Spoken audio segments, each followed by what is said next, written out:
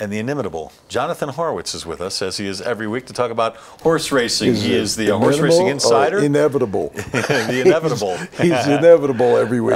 He is the track announcer. Inevitably inimitable. He is the track announcer for Arapahoe Park here in the Denver area, and he is the horse racing insider, brought to you by the Celtic.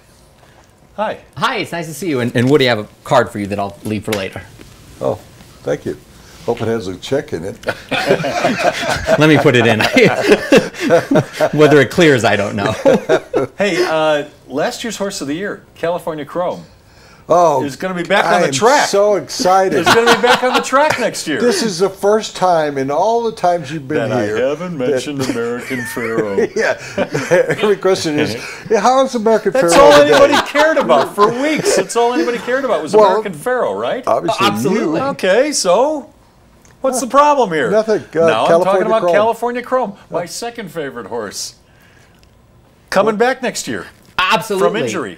It's really interesting how it's all progressed, because last year it was all about California Chrome and his run to the Triple Crown, and he fell a little bit short.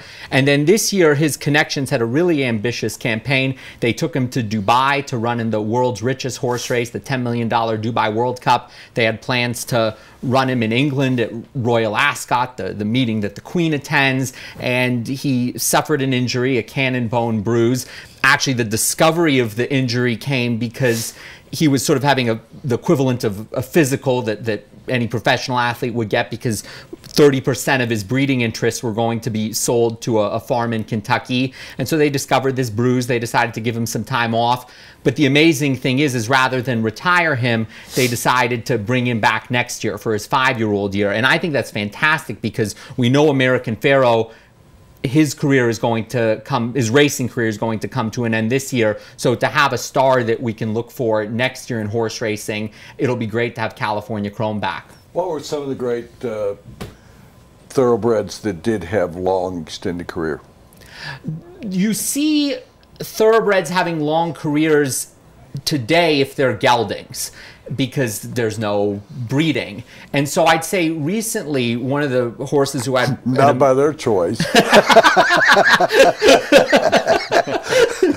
Woody, the expert on studs and geldings.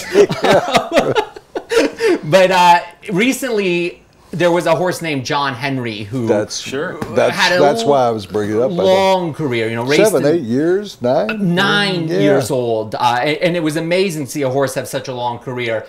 50, 60 years ago, you even had stud horses like Citation, you know, having very long careers. But now with the value in the breeding industry, you don't see horses having long careers if they have the potential for breeding. But California Chrome is a unique situation, given that he really came out of nowhere to become a star. He doesn't have the proven breeding background, so the connections are working extra hard to give him a reputation that'll translate to breeding. I still don't get that whole thing. If the horse is able to breed and his stud fees are worth so much, why keep racing him? Why not just put him on the farm and let him wail away?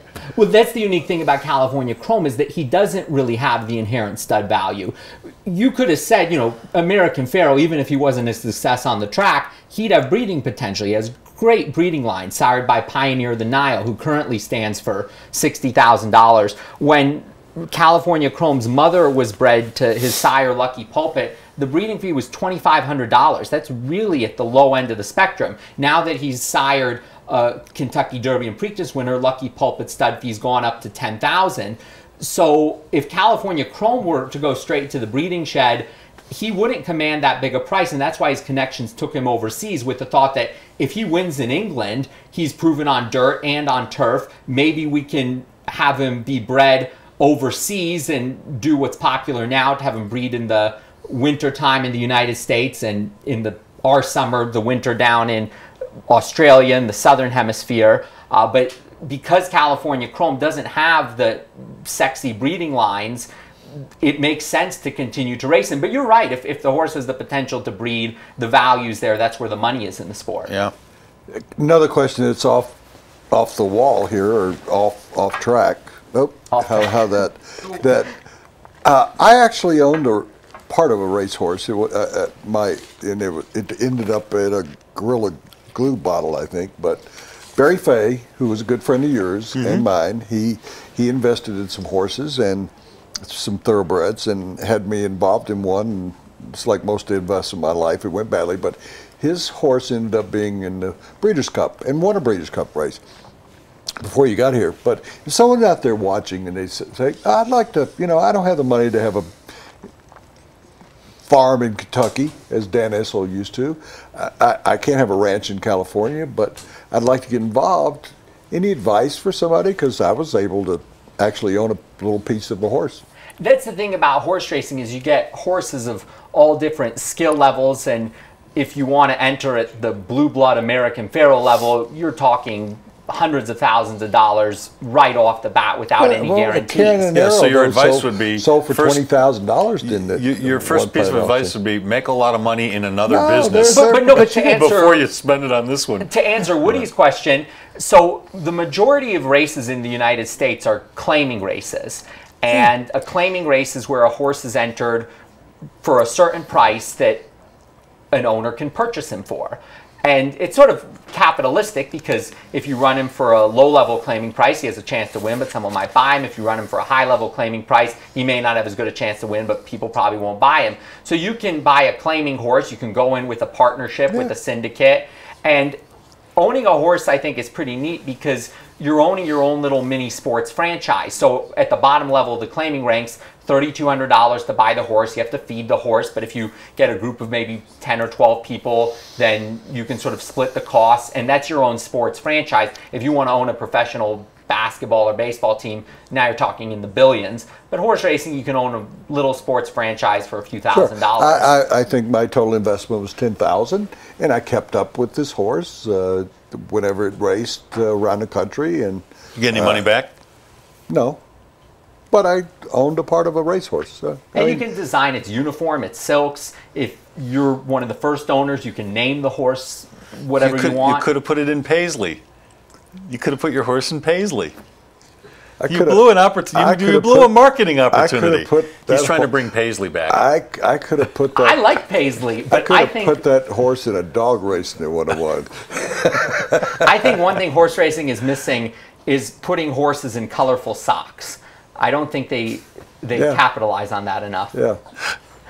or putting them out to pasture before they win a race. That's what happens. What's going on at Arapahoe this weekend? This weekend, every few weeks, I teach a class about the behind the scenes of horse racing or information. I'm doing one this Sunday before the races at 11:15 with donuts, coffee, and programs. And the theme is about new and old types of horse racing bets, because horse racing with the pari-mutuel system is very different than betting on a football or basketball game where you get fixed odds. And I was also sort of exploring the idea of prop bets are becoming popular in other sports.